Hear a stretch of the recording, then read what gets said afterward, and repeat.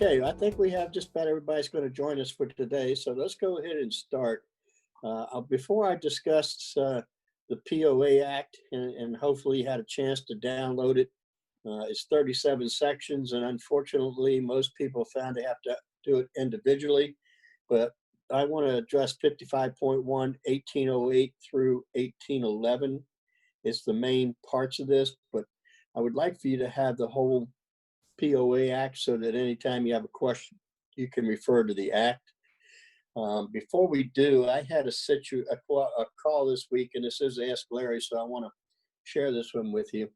The agents were in a multi-contract bid. Their bid wasn't accepted. Another one was. And then they got a call from the listing agent wanting to know if they would like to go into a backup position because the owner was a little afraid the first contract wasn't going to go through. They were doing a home inspection and all. Or should they wait until it comes back on the market?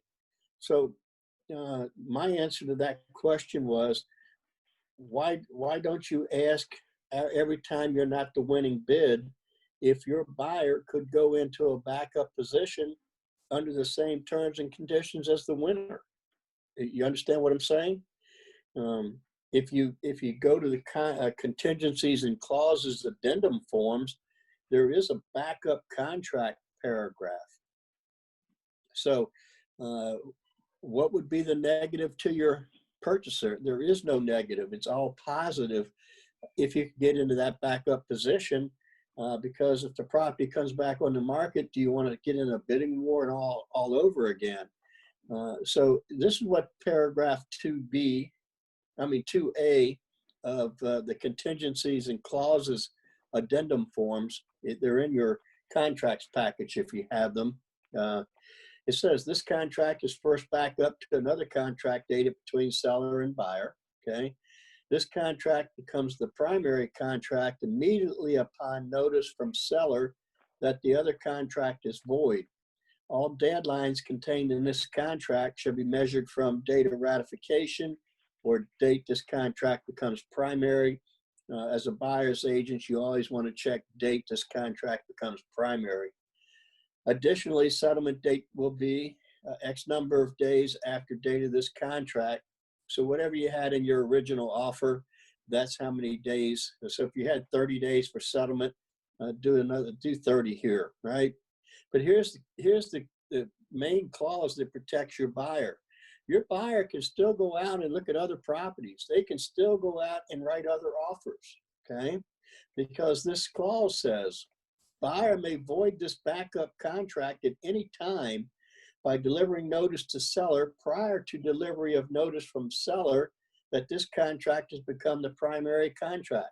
So the worst case situation, they're in a backup that the original owners buyers settle, and their contract, it becomes void. And it says if the other contract settles, this contract will become void.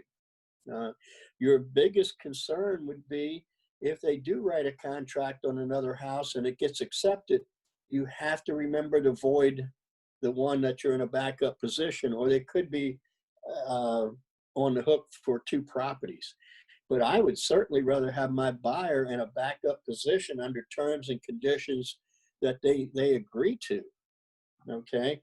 The other thing that the one thing that I didn't like this agent, they said, well, tell us what your best offer would be.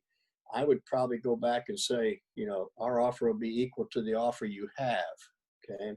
Now, they did do an informational purposes only home inspection in their backup, but you get the idea. The other thing that might help you win in a bidding war, if they use an escalation addendum, I always write in my contracts that if we're the winning bid, the buyer is willing to put the amount of difference between list price and sales price in an escrow account, with our escrow account within 24 hours of ratification of the contract.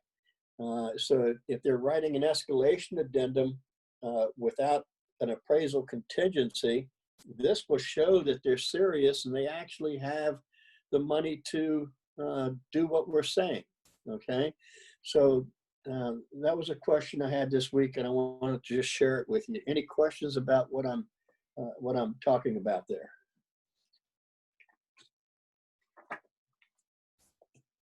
Can you repeat that last thing you said?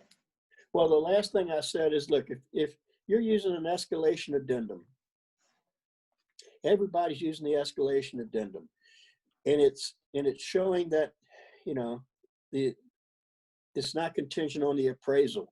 Well, what if I go ahead and write a clause in my contract that says, look, your list price is $600.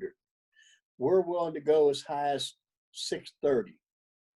Okay, my buyer is willing to put that $30,000 difference in the bank in our escrow account within 24 hours to show they actually have the $30,000 if the appraisal comes in at list price. So it just shows that your people actually, you know, say, you know, backing up what they say they will do, because we're having a lot of contracts kick out because the appraisal came in low and everybody thought it would come in higher because sales have been a little bit higher in the area. And that's, you know, an appraiser can't use unsettled properties. They can only use historical data in their appraisals. So that shows that we can go ahead and perform, which might be what makes your contract acceptable over someone that says, yeah, we can do it, but doesn't prove it. Mm-hmm. Okay, got it. Thanks. Okay. So today I want to talk, yes. I normally send the addendum that if the listing price comes 600 and your appraisal comes 600 and the price is 630, mine price is 630, I will pay half the amount, something like that, for the difference for the appraisal. That's what I do all the time. Yeah, that's what I'm saying. Yeah, the difference, but I would say, do you have them put it in an escrow account within 24 hours to prove they have the money, or do you just say they'll do it? I just do the addendum. Is that okay or no? Okay, so if you're a seller and a listing agent and you have two people that say, if the price is the same, and two say, we'll do it without an appraisal. One says, we're willing to show we can do it by putting the money in the bank within 24 hours to show we have the money to do it, and the other one hasn't. Which one would you lean towards accepting as a listing agent and a seller? The one that has the money in there. The one that shows they have the money. That's all I'm saying, is it might be the difference in getting your contract accepted or not. So that's called a negotiating strategy. Prove you can do it. Don't tell me you can. Show me. Right? No, but that's all I'm saying. Yeah. So that difference money, I have to, show just the proof, or what does that mean? Escrow mean show? Well, I say, look, my buyer is serious. They'll write a check to my company for the difference between list price and our winning bid, and it will be in the escrow account within 30 days to prove that they have the money in case this doesn't appraise at the higher price. Okay, I got it. Okay, I got it. Thank you. It's just, show me, right? Mm-hmm. Okay. Any other questions for Ask Larry before we start?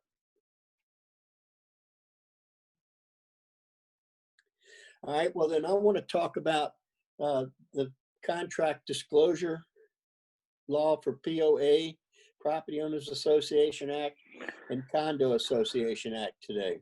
And they're the same. POA and condo are the same, okay? The language is the same except for what they call the package that is delivered. So I'm going to just use POA Act today, all right? And I'm 55.1 1808, section 1808, if you had a chance to download it. If not, just have to listen to me, okay? I want to look at a few definitions. okay? Purchaser's authorized agent, okay? Means any person designated in by such purchaser in a ratified real estate contract for the purchase and sale of residential real property, other writing designating such agent. So in paragraph 8, they have where things can be delivered. If they put your name or your email address, they have authorized you as their agent to receive this on their behalf. And the clock starts ticking when you get it, okay? Not the company, you, okay? And then seller's authorized agent is the same way. So if you're in paragraph 6A for seller, then they probably designated you to be able to do stuff on their behalf when it comes to this. Now, paragraph B, okay, under 1808. This is in our sales contract, okay? It's the only real paragraph in our sales contract anymore. The sales contract, July 1st, they took out everything else except for the mandatory language. And I'm dumbfounded by the number of agents that think this is the whole POA Act, that one clause. It is only one part of the POA. But paragraph B has to be in the sales contract, okay? It is required, word for word, to be in the sales contract. If not, then paragraph C kicks in, okay? Which says if the contract doesn't contain subsection B, then the sole remedy of the purchaser is to cancel the contract when they find out all these rights, okay? Now, I'm going through this with an office and an interpretation, a reading of the interpretation of the statute by the other broker that just dumbfounds me. I don't know how they can be telling their seller to violate the statute, but they are sticking to their guns. So I told the other side, it's time to get an attorney under paragraph 26. Let that listing agent explain to their seller why they're going to have to pay all these attorney fees for the buyer. Okay. So paragraph B shows up in our sales contract in paragraph 8. Subject to provisions of subsection A, an owner selling a lot, which house or lot, shall disclose in the contract that the lot is located in the development that is subject to the POA Act. The whole POA Act, not this one paragraph, okay? And the POA Act is 37 sections, right? The POA Act requires the seller to obtain from the Property Owners Association a disclosure packet and provide it to the purchaser. The purchaser may cancel the contract within 3 days or up to 7 days if extended by the ratified real estate contract. You know that the law changed July 1st, that if you use the addendum to the contract, you can have an additional 4 days, okay? You can have an additional 4 days if all parties agree, all right? But they have to agree. If not, you go by the statute, which is 3 days. After receiving the disclosure packet or being notified the packet will not be available, if purchaser has received the packet, the purchaser has a right to request an update of such disclosure packet in accordance with G. So if the documents are 12 months or less old, then if you request an update, the association has to provide the update for a fee of $50. It will give you new financials, but it'll still be the old packet. The right to have an update to old documents does not give you the right to void the contract. You can only void on the package you receive up front, okay? As appropriate, the right to receive the disclosure packet and the right to cancel the contract are waived conclusively if not exercised before settlement. If your buyer doesn't get the package and you don't stay on top of it and a settlement happens, they are now bound by all the rules and regulations and all the violations and everything else with the property. They can't come back later and say, well, I never received the package. I want to now go back and make the seller take the property back. Doesn't work that way. Okay, so that language is required. That is what paragraph 8 of our sales contract actually says, okay? And then they have a definition of a ratified real estate contract includes any addendum to the contract. So if you want additional 4 days because the buyer now realized I have 1,000 pages to read, you could do an addendum requesting up to an additional 4 days, but the seller does not have to grant that. Okay. Any questions about that? Yes. Yes. If after receiving the documents, 3 days passed, that HOA had the special assessment, but before settlement, who has to pay this? It will be it's still the seller's property. They're liable for the assessment. However, you'll see here later, if settlement happens and there's any fees that weren't collected, okay, then it becomes the buyer's problem after settlement. So what should I do in that situation if this situation happened, for example? Make sure that the title company is aware of the assessment and make sure that it's collected. The biggest problem is sometimes they spread these payments out over 3 or 4 months. Then it becomes a negotiation item, or your purchaser may want to avoid the contract if they don't want to be stuck with it. Do you have an option to void at that moment? After only in the first 3 days if it's hand delivered, or 6 days if it's mailed. So if it happens after the 3 days, then well, if the assessment happens afterwards, then it says whoever's in the property at that point is responsible for it. So how did you find out that there was an assessment later? Did they let you know? No, I'm just assuming, like, if that situation happens. Okay, yeah. If that situation arises, it is still the seller's responsibility because they still own the property. Okay, but you can't get off the contract if he refuses to pay. No, not for the condo docs. You know, it's very strict. The 3 days are very strict. You have 3 days to either void your contract or you're going forward with no packet and you're responsible. Okay. So there's 2 things that would start it. You receive a notice that the packet is not available, then your buyer has 3 days from that point. Or if they receive any part of the packet, then the time has started and they have 3 days. Great. Okay. And so yes. Okay, you said we're supposed to write the addendum for this one, for 4 days extension. Am I right? There's a new contract contingency form to deal with this extension for the POA condo docs. Yes. But so we cannot do it on. We can write in the contract 41 other items. We can just type it in there or no?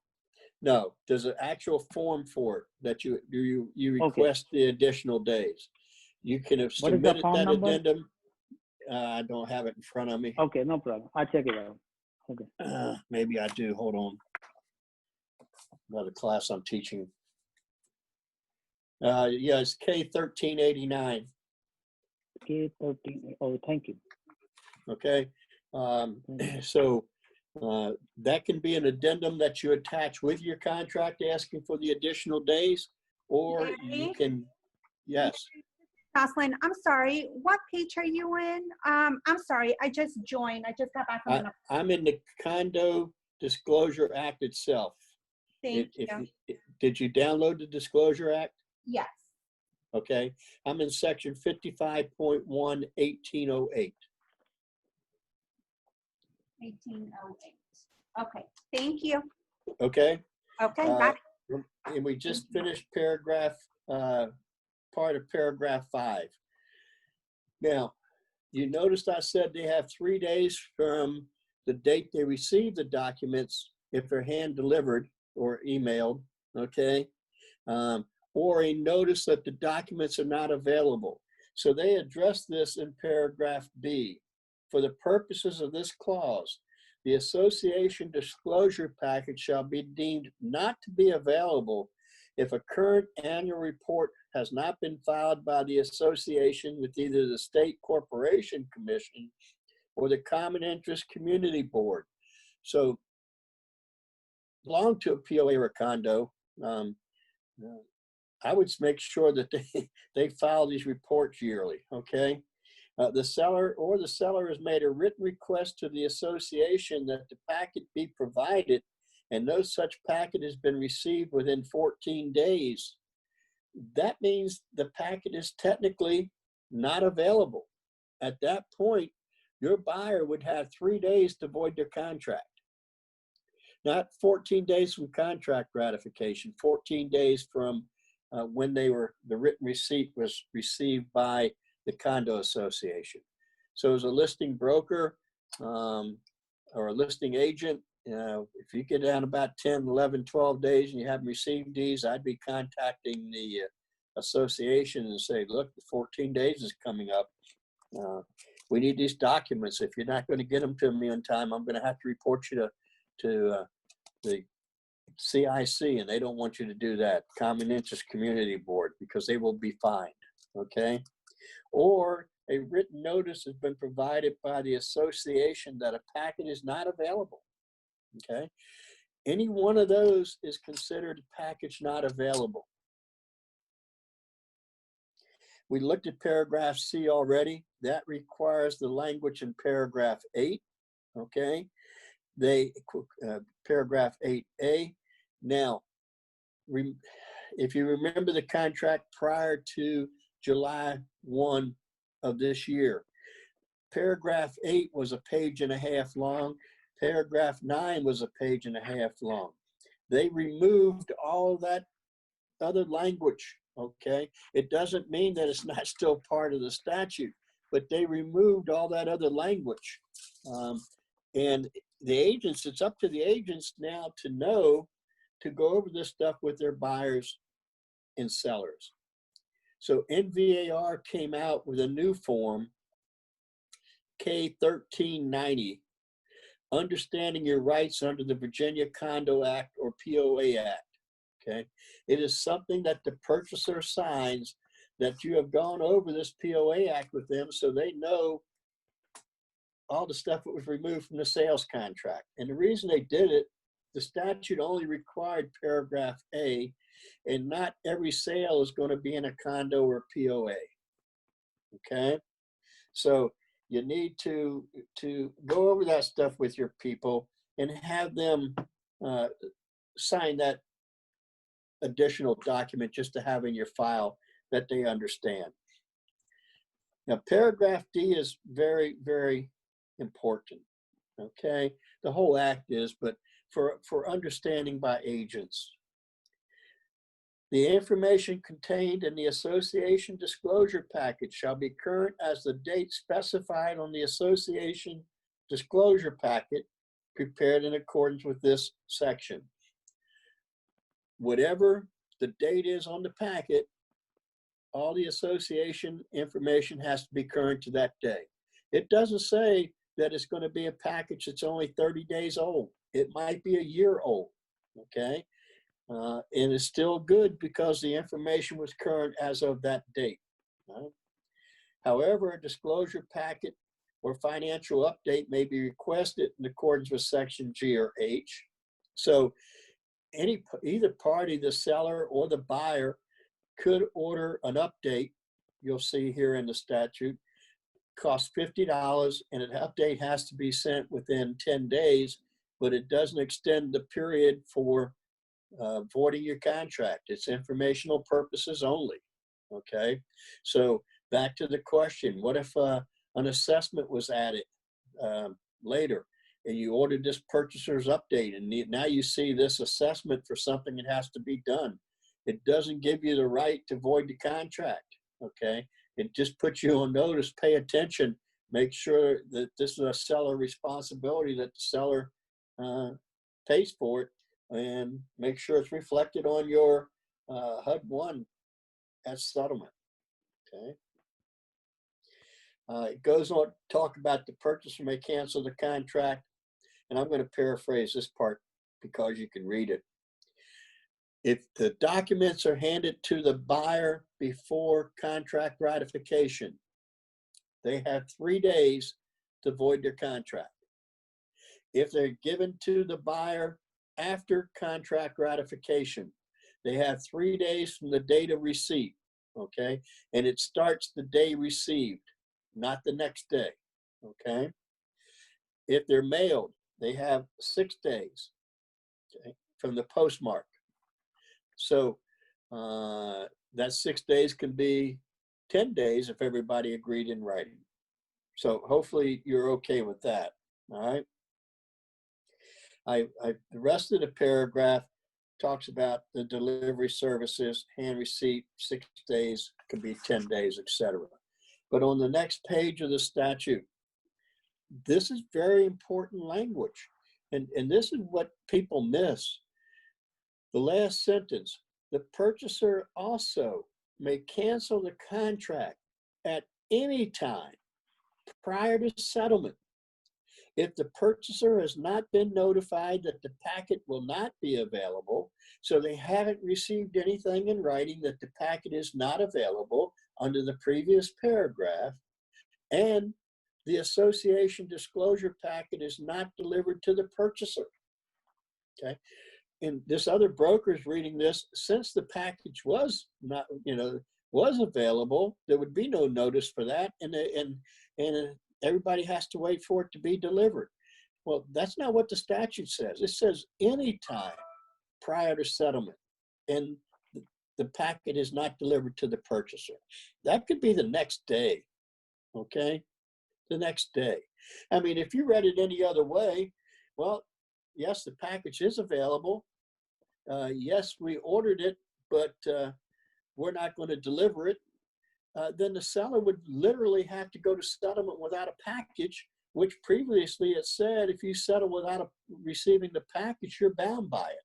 That's just ludicrous. If this happens, why would you want to make your seller wait for 14 to 21 days to void a contract that the buyers already said they're going to void? I mean, that's just ridiculous. So, I mean, it's the English language. That's all I can do is read it, right? And then it talks about how you cancel, all right? Hand delivery, U.S. mail, electronic, overnight. But if there's a dispute, okay, the sender has to prove that it was delivered, the notice of cancellation was delivered, and such cancellation shall be without penalty, and the seller shall cause the deposit to be returned promptly to the purchaser. Our void paragraph in the sales contract also says everybody will return the deposit. Now, any deposit or escrow funds shall be returned, paragraph C here, within 30 days of the cancellation unless the parties to the contract specify in writing a shorter period of time. So the release says give the money back. But if there's no release, the broker can cut the check, but it's going to be 30 days before that buyer will see their money, if it's properly voided, okay? And F is very important here. Any rights of the purchaser to cancel the contract provided by this chapter are waived if not exercised prior to settlement, okay? So if you settle, you did not receive the documents, it's your problem, your cost, everything is going to be on you. Yeah. And I've seen contracts from different companies that own property that says everybody agrees to the waiving of the receipt of these documents. Our law says may not be waived by agreement, and the rights conferred by this section may not be waived.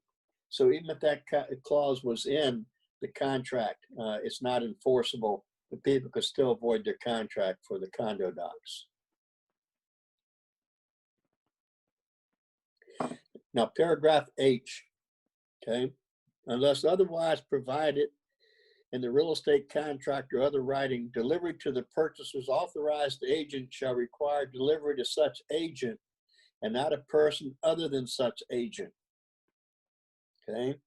So what that's saying, in the old days, it was interpreted that the broker, okay, was the agent for the buyer.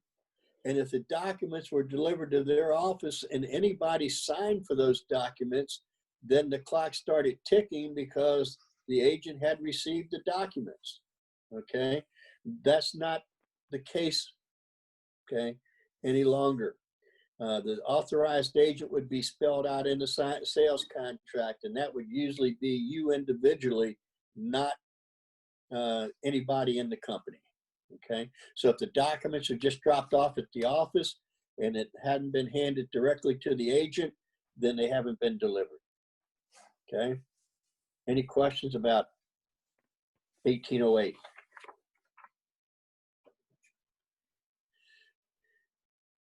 Okay, let's take a look at 55.1, 1809, the contents of the disclosure packet. Okay, and some of it repeats itself.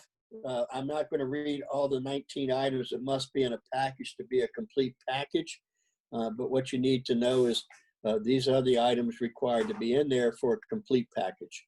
So how many days after written request by the seller or their seller's authorized agent does the association have to deliver the documents? 14. 14 right? days. 14 days. Okay. If it goes past 14 days, they were deemed not available, right? And the information has to be current as of the date specified on the packet. You know, and think about it. If an association only meets once a year, you know, which could happen, then the documents that you receive could be as much as a year old, because that's the current as of that date, right? So if hand or electronically delivered, the written request is deemed received on the date of delivery. So in our definitions in our sales contract, it says a day, you know, starts the day after delivered. Okay, but that's for everything except for POA and condo, because that D would be capitalized, and POA and condo, the D in day is lowercase, so you don't go by those definitions.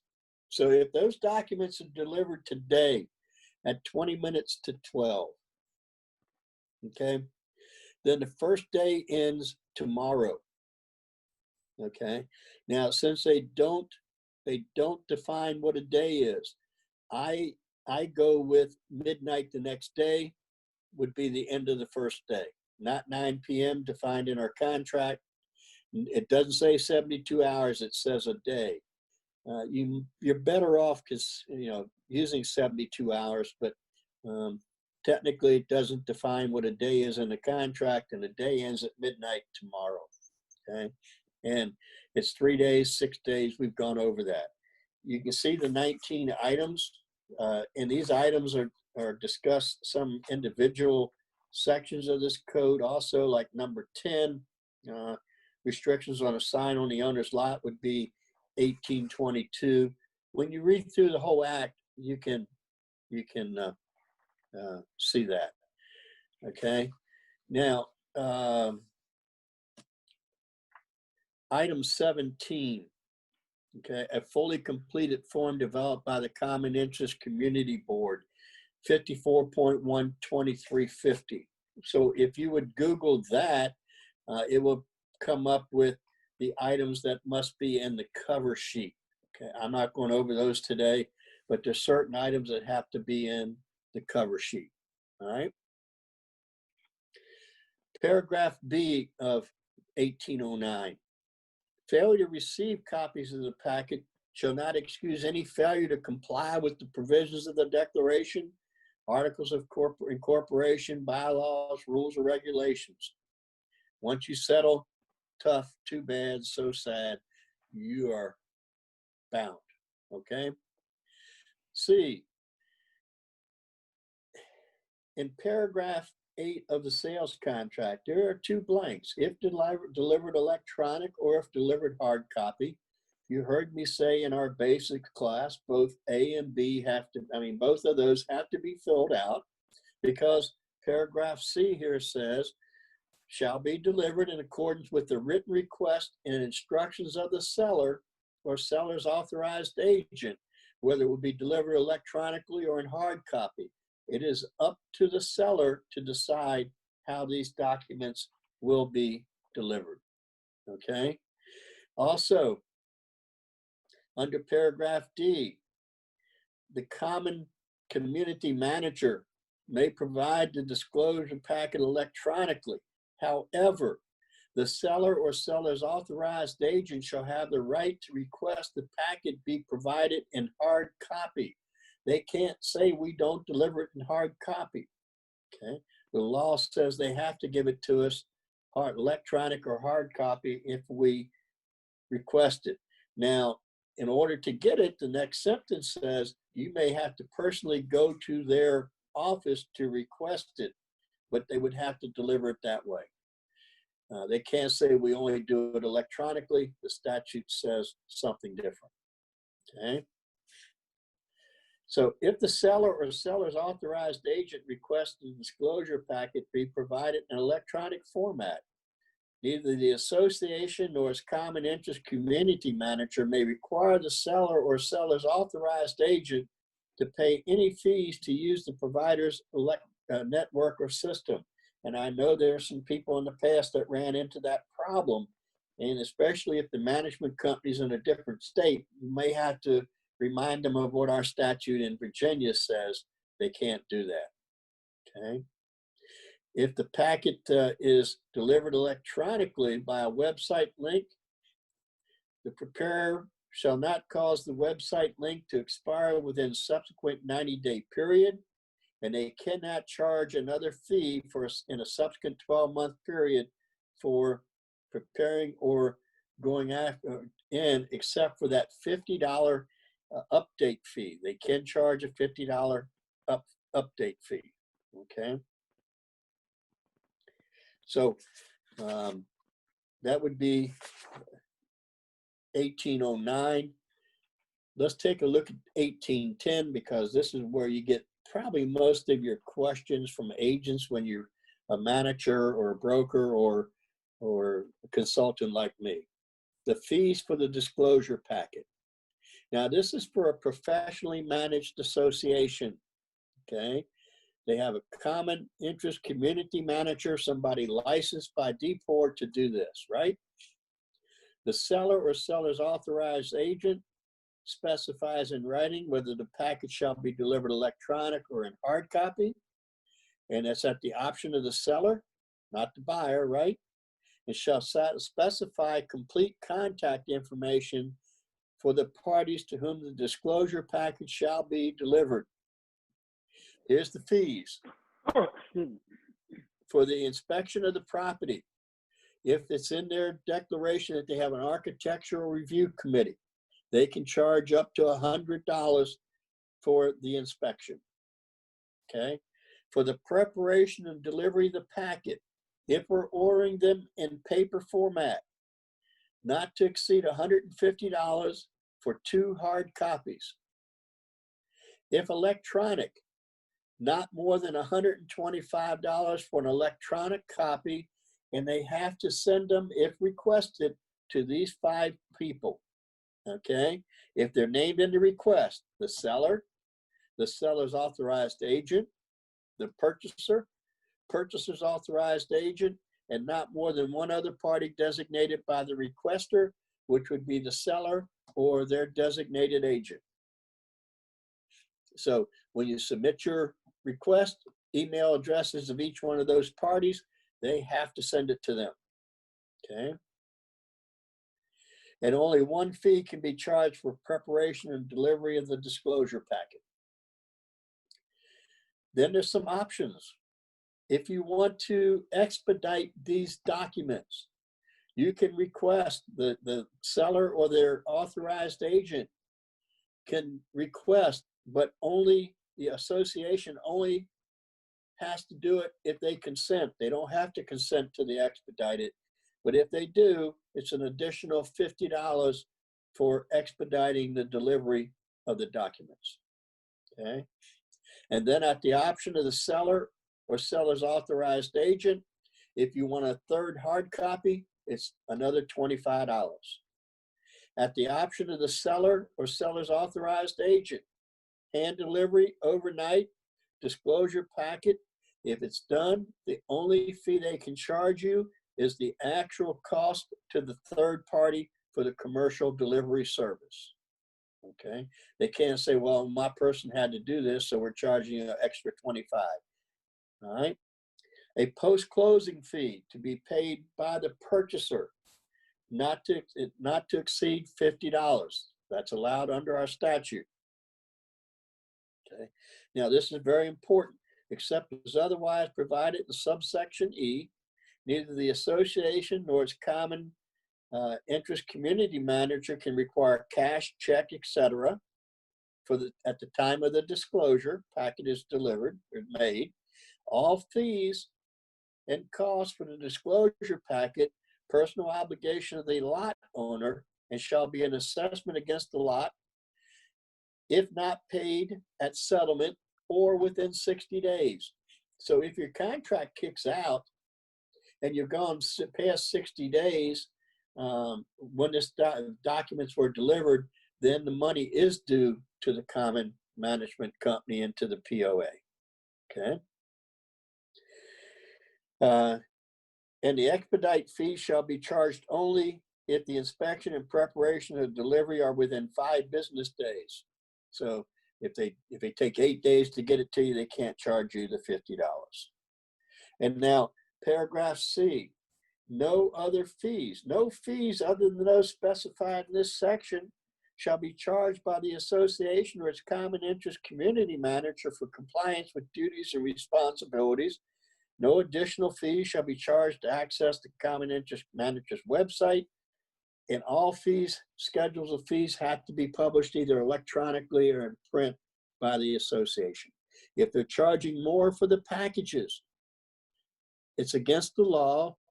Let them know you're going to report them to the CIC and they'll handle it, okay? Now this is only for the packet, the fees for the packet. There could be a case where like some lenders want these documents up front that shows the certain things. I forgot what form they call it, but lenders have one they want you to get filled out. They can charge a separate fee for that because that's not for the packet, right? But if you're getting something for the packet that exceeds all these fees, they may not know the statute. We actually had a situation, Karen and I, where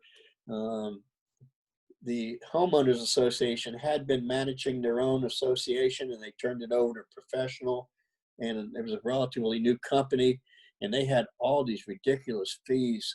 And I called them and I said, you can't charge these fees. And they said, why? I said, read the statute. They backed off and lowered it back down from my seller to what was allowed. But they had fees that I'd never heard of and just couldn't charge them. Okay. Any questions so far? Okay, let's look at the rest of this section then. Any fees charged pursuant to this section, paragraph D, shall be collected at the time of settlement, okay, unless 60 days have passed. And if you order the $50 update, that is also collected at settlement, okay, or 60 days after delivery of the packet if settlement has not occurred, all right? Now, I want you to go to paragraph E of 55.11810, and this is one to make sure that your buyer knows. I wrote a note here to myself. Make sure agents check HUD 1 for all charges for these documents that shows they're being paid at settlement or something that showed they've already been paid outside of closing, okay?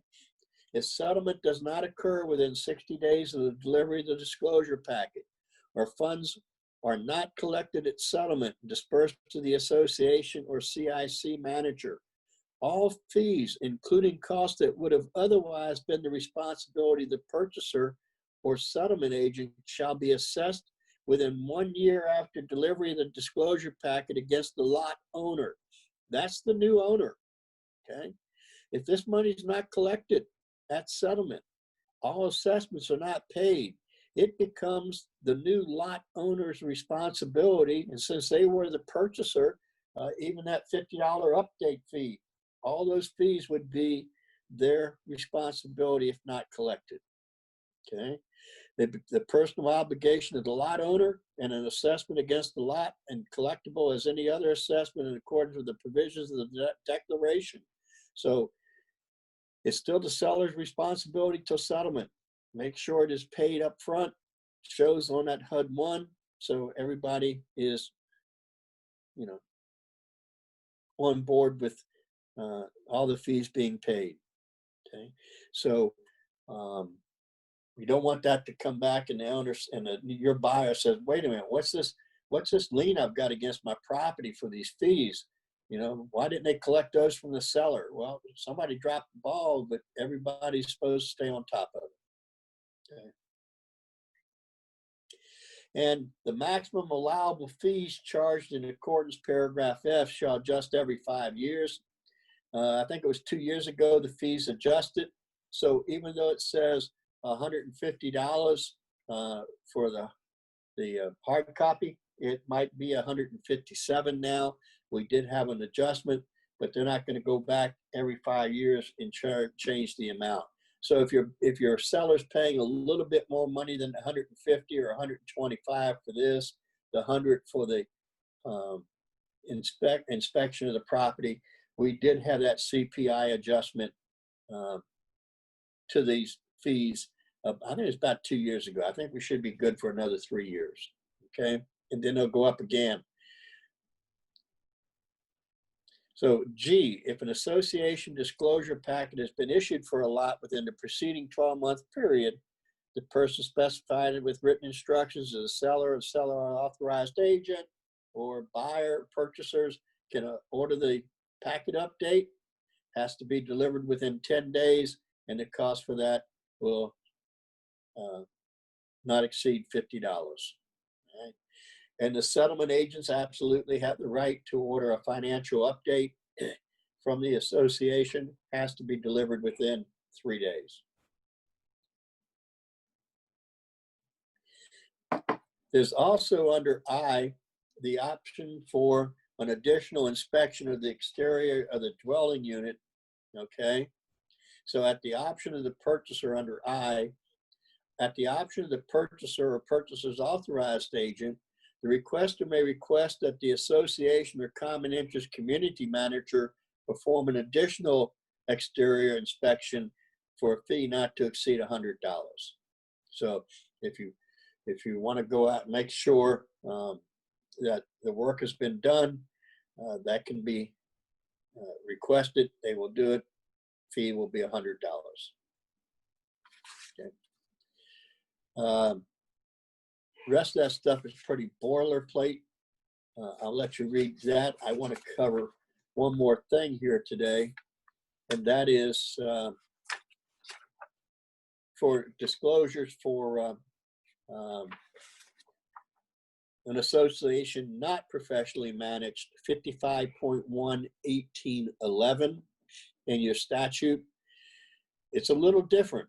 So if this is a mom and pop, it's a association maybe of 10 houses, they're still doing this themselves, not professionally managed, then they can charge a fee for the preparation issuance of the disclosure packet. The fee shall reflect the actual cost of preparation of the packet, not exceed 10 cents per page of copying, or a total of $100 for all costs incurred in preparing this disclosure packet.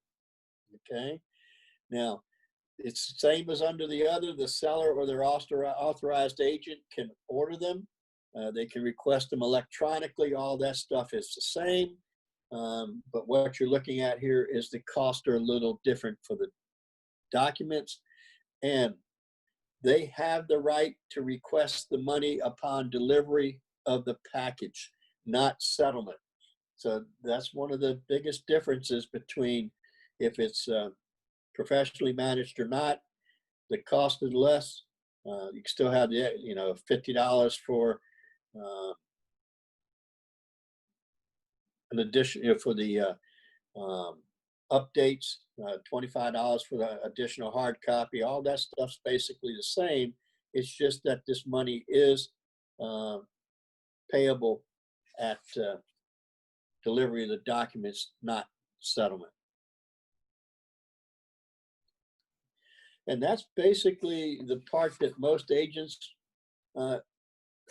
definitely need to know. I would ask that you read the whole act. If you have any questions about it after you read through it, discuss it with me. We'll bring it up in another Ask Larry session, whatever. But you should know the basics. That stuff is covered in this new form, K-1390, Understanding Your Rights under the Virginia Condo Act. Okay. Any questions about what we just discussed today? I tell you, just from hearing that, you probably know more than 95% of the agents in the area know about the POA Condo Act. Most of them think it only consists of that one paragraph in paragraph 8.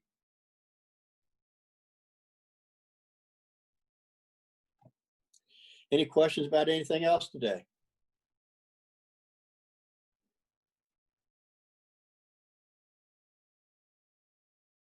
Everybody happy? Yes, sir. Mr. Anderson. Okay. So Wednesday will be a back to the basics class, and we will be starting with paragraph 11 of the sales contract. So hopefully I will see you guys on Wednesday.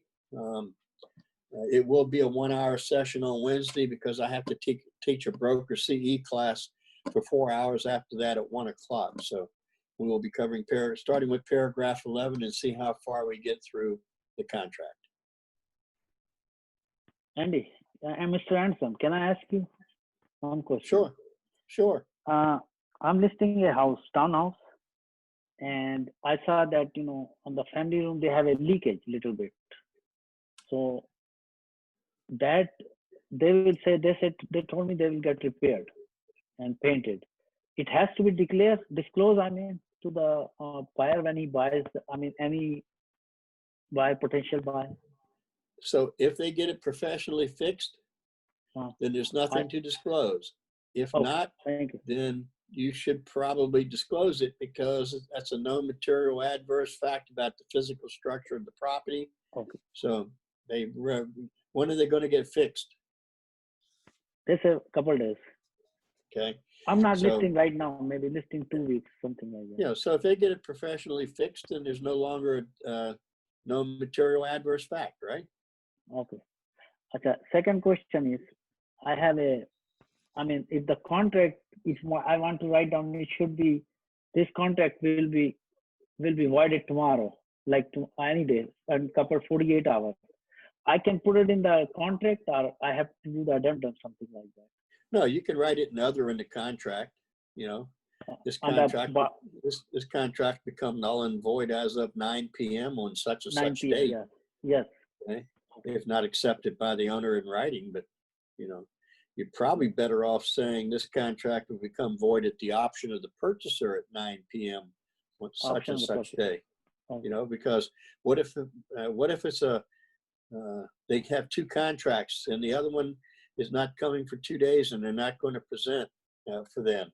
Well, they can't even present yours if you said it's void as of this time on this day, if it's already void before it even gets presented. So I usually say at the option, at the option of the purchaser, it becomes void if written notice is sent over. But so I can do it on 31, the other items, other terms. Yeah. Okay. Thank you. Yeah. Thank you. Larry, I have a question. Okay. I was speaking to someone who was considering selling a townhome, which they only got about 2 years ago because they've kind of outgrown it that quickly. So when I went to look for it, I couldn't find it. And I spoke with someone at MLS and they were able to find something, but under a different address. Now, whose responsibility is that to get to proper You mean the legal records are wrong? Yes. And then I would be getting an attorney to get to the county and get them straightened out. I mean, what, Is it like just the in the title MLS? It's just, company, wouldn't it's they, just, what, I mean, shouldn't that have been done when the house was being bought, or because it was new, it's a little different well, when they bought the, it? is their legal address on their deed right? It's just in the MLS wrong? I have to go and ask them about the deed, but it's, yeah, it's not in the MLS at all. Yeah. Well, it might not show up in MLS if it was a new home. But the main thing is to make sure that, you know, their legal description and all for what they bought and what was recorded is right. Can you search under their name for tax records? And does that property show up? It show up under a different address, which they know nothing about. Yeah. The tax records do that? Yeah. Then I would be going back to whoever settled that property and finding, you know, if I was them, I'd contact whoever settled the property and find out what's going on. Yeah. It sounded to me like it was recorded improperly. Yeah, that's what I'm thinking. If you run that property address that they live in, who owns it? Have you gone to the tax records and put the property address in? It doesn't come out. You're not finding anything Well, under that address. yeah, I'd be getting back to that title company that did the settlement. And hopefully they took out title insurance. Hope so. Yeah. Okay, thank you. All right. Any other questions? Well, great. Thank you for joining me today. And I will see hopefully most of you on Wednesday when we continue our journey through the sales contract. Have a good day. Thank you.